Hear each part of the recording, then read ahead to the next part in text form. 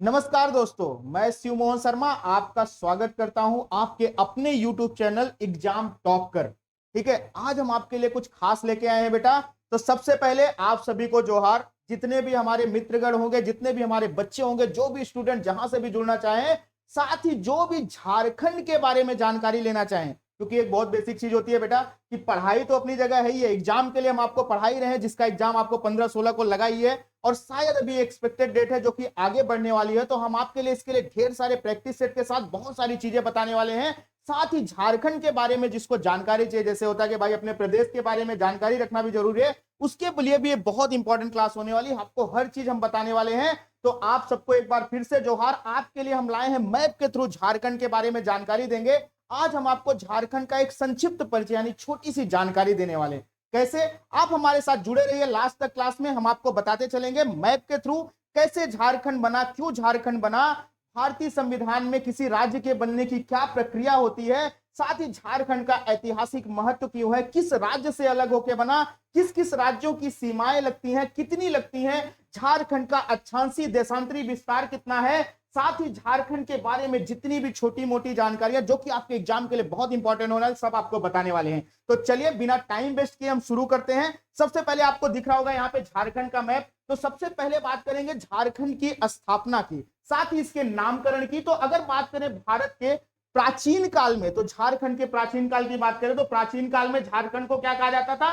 तो इसको कीकट, वात प्रदेश, इन सब नामों से जाना जाता था। साथ ही बेटा झारखंड की अगर बात करें तो झारखंड, अगर भारत की बात करें तो भारत का मैप आपने देख के रखा हुआ है यहाँ पे। आपको उसके बारे में हम थोड़ी सी जानकारी देते चल रहे हैं। जैसे आप भारत का मैप देखते हैं तो यहाँ पे आपको झारखंड मिलेगा, जो कि उड़ीसा, पश्चिम बंगाल और साथ ही आप देखेंगे उत्तर प्रदेश, साथ ही आप देखेंगे छत्तीसगढ़, ठीक है, और साथ ही आप क्या देखेंगे, बिहार के राज्यों से लगा हुआ है। तो यानी कि किस तरफ है यह? भारत के अगर देखा जाए नक्शे में तो भारत के पूर्वी भाग में स्थित है, पहली चीज।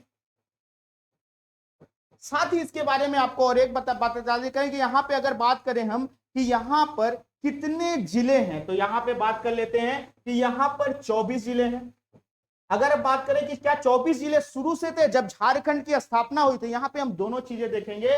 जब झारखंड की स्थापना हुई तो झारखंड की सबसे पहले बात कर लेते हैं स्थापना कब हुई। तो झारखंड की स्थापना की जब हम बात करेंगे,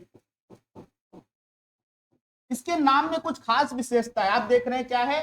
झारखंड। जब झारखंड की हम बात करते हैं तो यहां पर वनों एवं झाड़ियों की अधिकता होने के कारण, की अधिकता होने के कारण आप देखेंगे इसका नाम क्या पड़ा? झारखंड। हालांकि ऐसे हम नहीं कर सकते कि अभी से है। आपको 13वीं शताब्दी में जब जाएंगे तो 13वीं शताब्दी में एक ताम्रपत्र मिला है और इस ताम्रपत्र में भी किसका उल्लेख है? इस ताम्रपत्र में ही झारखंड नाम से ही इस सारे प्रदेशों का उल्लेख है। तो इसकी स्थापना की बात करें तो इसकी स्थापना कब हुई? तो जब इसकी स्थापना की बात करेंगे तो इसकी स्थापना हुई 15 नवंबर 2000 को। क्या खास बात है इस डेट में?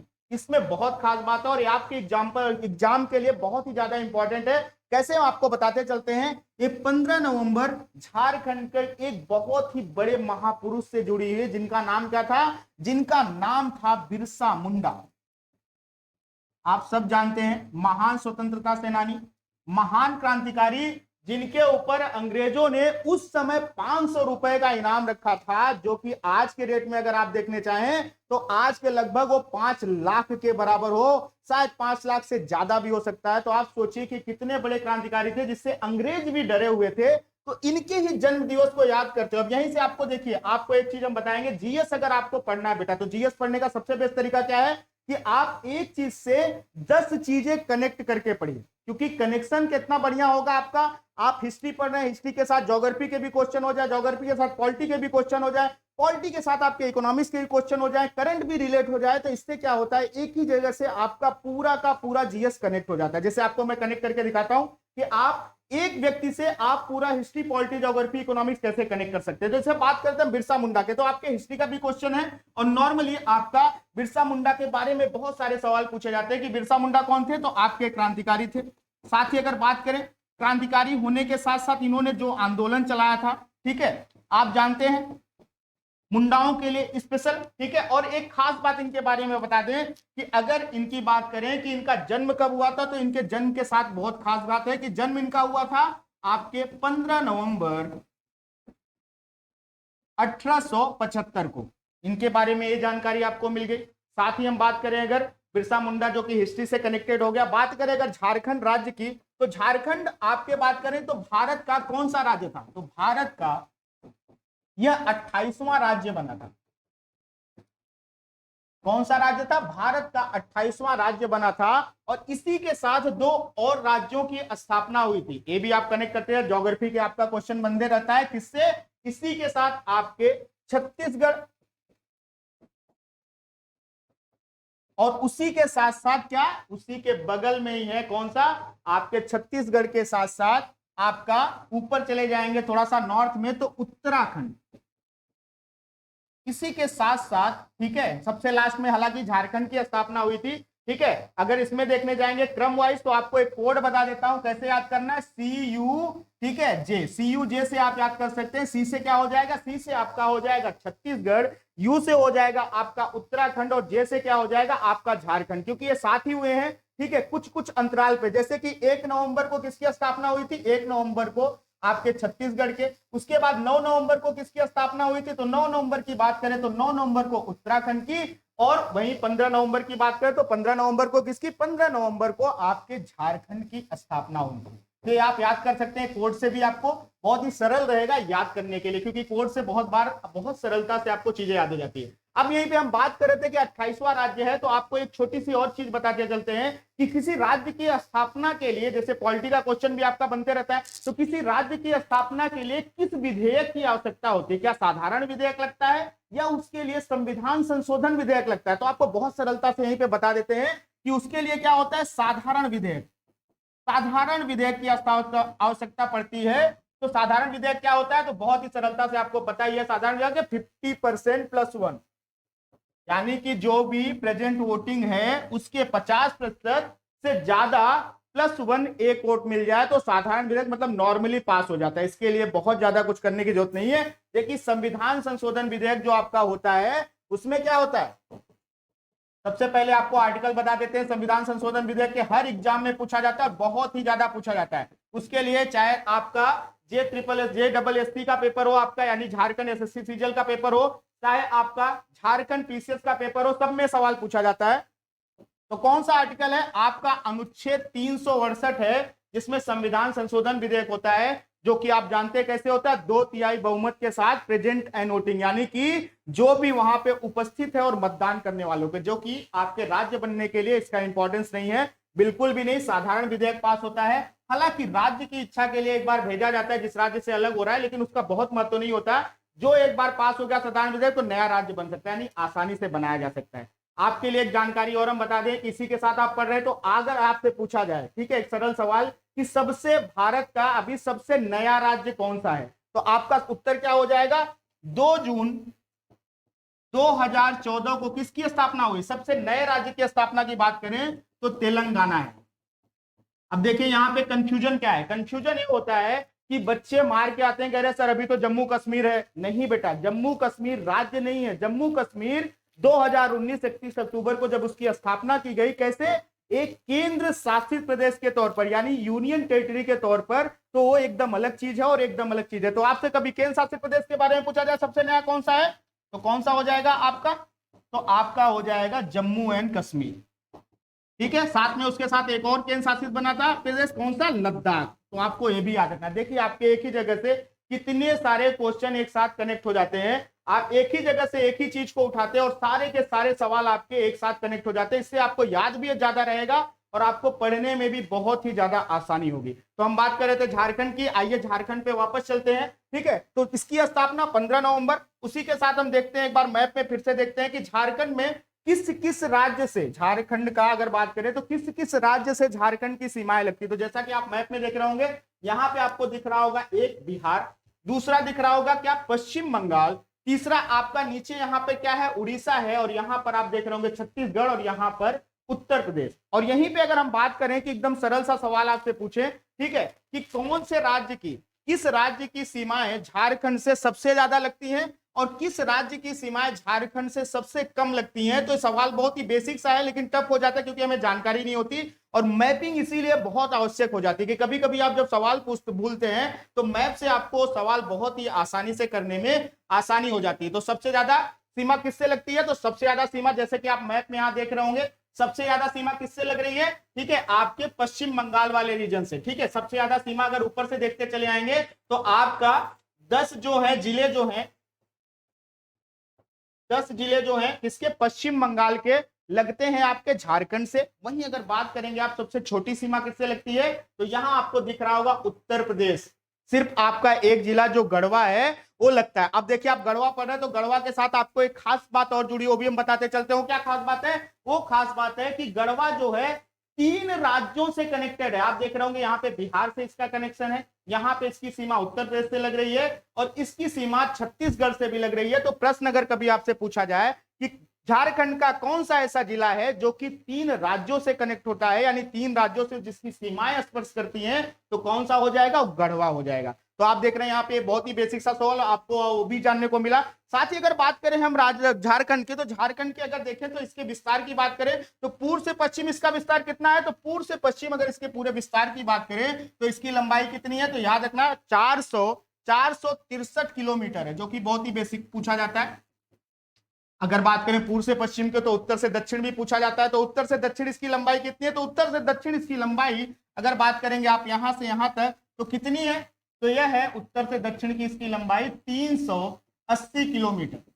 कितनी है? 380 किलोमीटर। इसको याद रखिएगा, ये सब बहुत ही सरल है और बहुत ही सरलता से आपको याद है। वही अगर बात करें झारखंड की राजधानी की तो आपको यहां पे दिख रहा होगा मैप में झारखंड की राजधानी क्या है? तो झारखंड की राजधानी है रांची। इसको जरूर याद रखिएगा, ये बहुत ही सरल सवाल है और बहुत ही बार बार रिपीट होकर पूछे जाते रहते हैं। ठीक है, वहीं अगर बात करें झारखंड के अक्षांशीय विस्तार की तो कहां पे है? 21 डिग्री 58 मिनट से लेकर, अगर बात करें अक्षांश और देशांतर में अगर आपको कंफ्यूजन है तो अक्षांशीय विस्तार क्या होता है, देशांतरी विस्तार क्या होता है, आपको एक सरल भाषा में समझा देते हैं।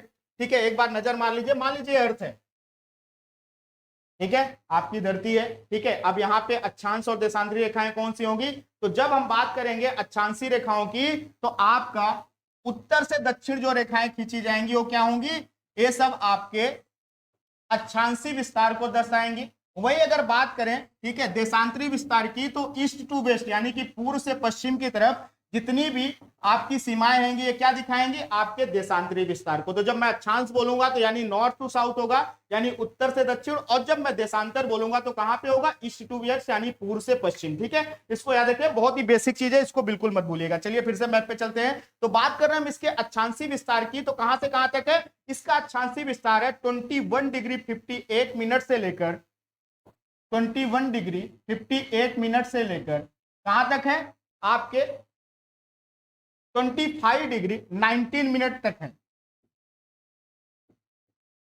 19 मिनट तक है। जब ये वाली रेखा खींची जाएगी, याद रखिएगा, कहीं भी अगर किसी अंक के ऊपर ये रेखा रहती है तो इसको मिनट पढ़ते हैं, इसको मत भूलिएगा। ये बहुत सारी बेसिक चीजें हैं जो आपको हम बताते चलेंगे। ठीक है, ये आपका विस्तार है। और जैसे कि हम जानते हैं कि भारत का विस्तार कहां से शुरू होता है? 8 डिग्री 4 मिनट उत्तरी अक्षांश से उत्तर, तो उत्तरी वही, इसको क्या लिखेंगे? उत्तरी अक्षांश में स्थित है, उत्तरी गोलार्ध वही है, तो उत्तरी अक्षांशीय रेखाएं होंगी। ये बहुत ही बेसिक सी चीज है। वहीं अगर बात करें इसके देशांतरी विस्तार की तो इसका देशांतरी विस्तार कहां से कहां तक हो जाएगा? तो आपका हो जाएगा 83 डिग्री 19 मिनट से 83 डिग्री 19 मिनट से कहां से कहां तक हो जाएगा? आपका हो जाएगा 87 डिग्री 57 मिनट। 87 डिग्री 57 मिनट पूर्वी देशांतर में स्थित।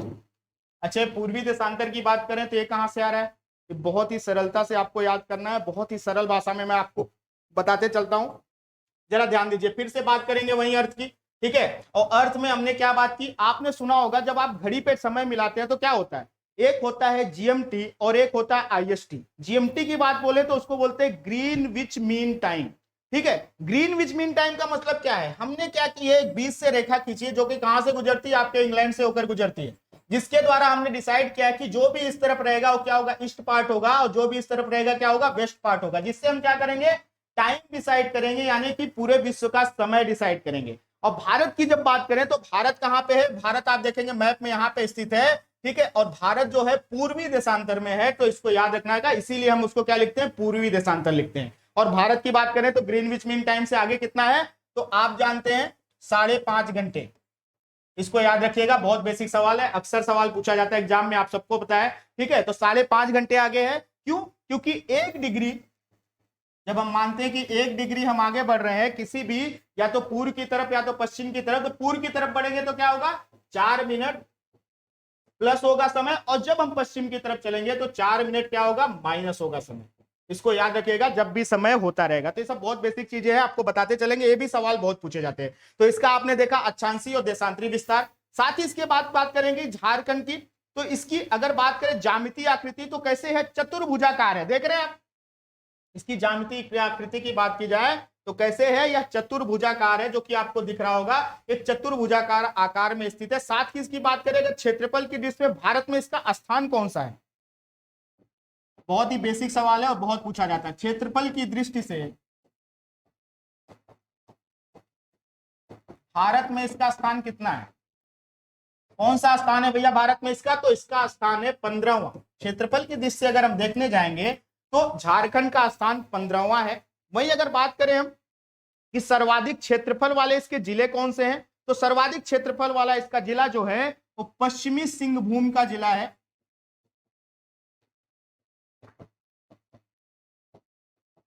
पश्चिमी सिंहभूम का जिला है जो कि सर्वाधिक क्षेत्रफल का इसका डिस्ट्रिक्ट है, और ये बहुत ही बेसिकली पूछा जाता है। वही अगर बात करें न्यूनतम क्षेत्रफल वाला, भाई सर्वाधिक तो जान लिया, आजकल तो न्यूनतम का भी प्रचलन चला, आजकल तो बड़ा पूछा जाता है, पहले अधिकतम पूछा जाता था, आजकल न्यूनतम का बड़ा प्रचलन है। आप देखिए प्रश्नों में न्यूनतम पूछे जाने लगे हैं, तो न्यूनतम कौन सा होगा, तो इसका न्यूनतम होगा रामगढ़।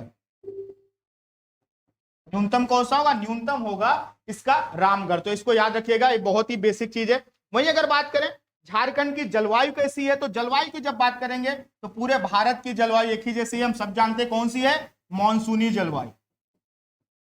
अब बात करें मानसूनी जलवायु भी आ गया, मानसूनी जलवायु आप कनेक्ट कर सकते हैं, किस मानसूनी जलवायु से हमारे यहां वर्षा होती है, तो दक्षिण पश्चिम, दक्षिण पश्चिम, ठीक है। मानसून का आगमन कब होता है हमारे यहाँ पे, अगर बात करें तो केरल से इसकी शुरुआत होती है, और केरल से कब होता है, तो हम मानते हैं कि 1 जून को केरल से इसकी शुरुआत हो जाती है, और धीरे धीरे कैसा होता है, भारत के अलग अलग क्षेत्रों में जैसे जैसे बादल बढ़ते जाते हैं, हवाएं बढ़ती जाती है, वैसे वैसे भारत के अलग अलग क्षेत्रों में क्या होता है, वर्षा होती जाती है। वहीं अगर बात करें यहाँ पे सर्वाधिक ठंडा स्थल कौन सा है, तो सर्वाधिक ठंडा स्थल झारखंड की बात करेंगे तो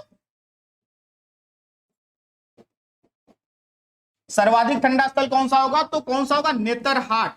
नेतरहाट जो है क्षेत्र जो है सर्वाधिक ठंडा स्थल है। वहीं अगर बात करें ठंडा देख रहे हैं तो गर्म भी देख लें, ठीक है। और सर्वाधिक अगर बात करें गर्म स्थल कौन सा होगा, तो इसका जमशेदपुर, आप जान रहे हैं सर्वाधिक गर्म की बात करें तो आपका जमशेदपुर सर्वाधिक गर्म होगा, ठीक है। इसको बेसिक चीजें याद करिए। वहीं अगर बात करें हम अगले प्रश्न की, जो कि आप बहुत बेसिक पूछा जाता है कि यहां पर सर्वाधिक वर्षा वाला क्षेत्र कौन सा है, सर्वाधिक वर्षा वाला क्षेत्र कौन सा है,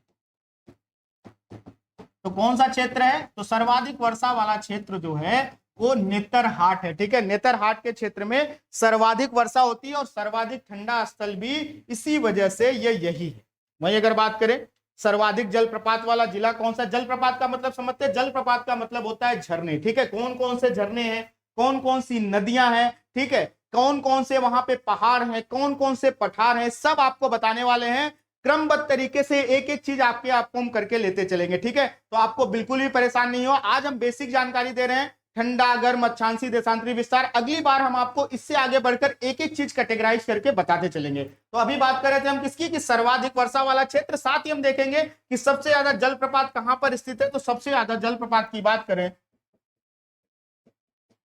तो आपके राजधानी क्षेत्र, यानी कहां पे स्थित है, रांची में स्थित है, इसको याद रखिएगा। वही अगर बात करें झारखंड की मुख्य फसल कौन सी है, तो यहां की मुख्य फसल जो है